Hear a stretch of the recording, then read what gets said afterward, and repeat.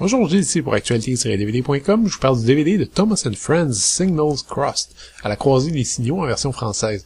La série créée par Britt Allcroft est distribuée par Universal et présente la voix de Mark Morrigan, sortie en magasin le 2 décembre 2014.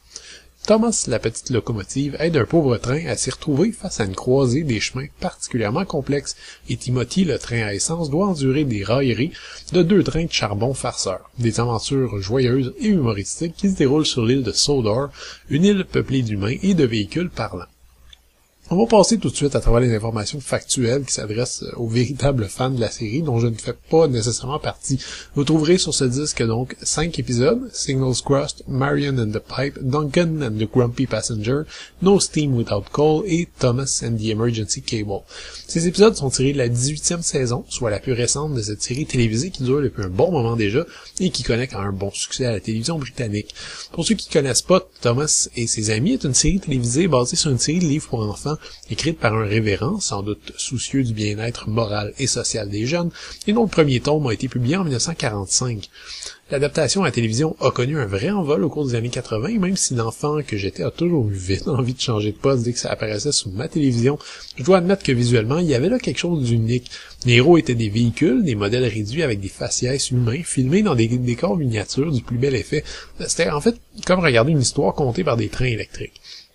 Évidemment, depuis la fin des années 2000, l'animation par ordinateur a fait son apparition et a enlevé à la série presque toute sa saveur.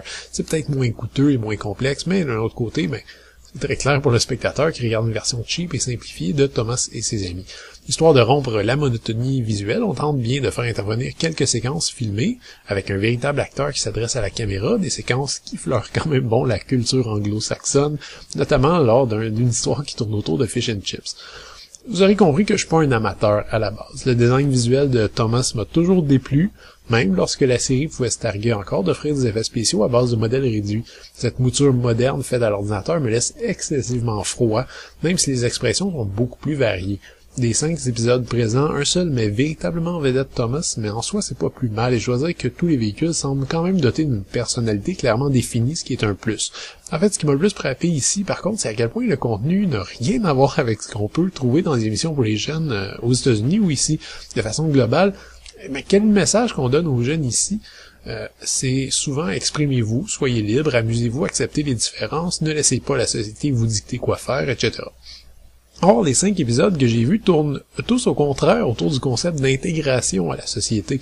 Les héros sont des véhicules utilitaires et ils apprennent chacun à bien faire la tâche qui leur est assignée. Et si la tâche vous déplaît, comme lorsqu'un train est obligé d'entendre les critiques incessantes d'un passager râleur à longueur de journée, eh bien il n'a qu'à endurer. Tout ça dans l'optique d'être très utile. La réussite, le bonheur et l'objectif de vue ultime qui sont présentés ici, c'est simplement d'être utile. Même lorsque vous réussissez à répondre à une question éclair lancée entre 2 épisodes, on vous récompense en vous disant que vous êtes effectivement très utile. D'un côté, je trouve ça original et correct quand même de montrer aux jeunes à bien s'affranchir des tâches et des corvées, à trouver du plaisir à travailler en fait, mais j'ai quand même ressenti un certain malaise. Je sais que ce sont des émissions pour enfants, qu'il faut peut-être pas chercher plus loin, et j'ai plutôt tendance à faire l'inverse et à analyser le contenu précisément parce que c'est une émission qui s'adresse aux enfants. Dans ce cas-ci, ce DVD propose aux enfants de s'intégrer dans le moule, d'obéir simplement et de pas déconner. C'est un univers industriel terriblement utilitaire et statique, et c'est peut-être une autre des raisons qui font en sorte que j'ai jamais accroché à cette série. Le DVD est présenté à 1/78 anamorphique avec piste audio en anglais, français ou espagnol 2.0. On trouve quand même une petite section de bonus ici qui vise clairement les tout jeunes. 2 clips musicaux avec paroles vous permettent de chanter sur 2 chansons qui n'apparaissent pas dans les épisodes présentés. On trouve également un petit quiz sous forme de casse-tête et une série de bandes annonces pour d'autres productions pour enfants.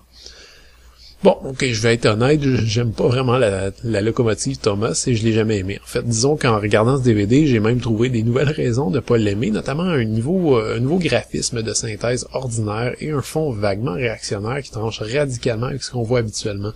J'imagine que pour certains, c'est peut-être une bonne chose, et si vous ou vos enfants appréciez les aventures de ces véhicules anthropomorphes, ces épisodes tirés de la 18e saison sont conçus pour vous. C'était Gilles, merci, bon visionnement.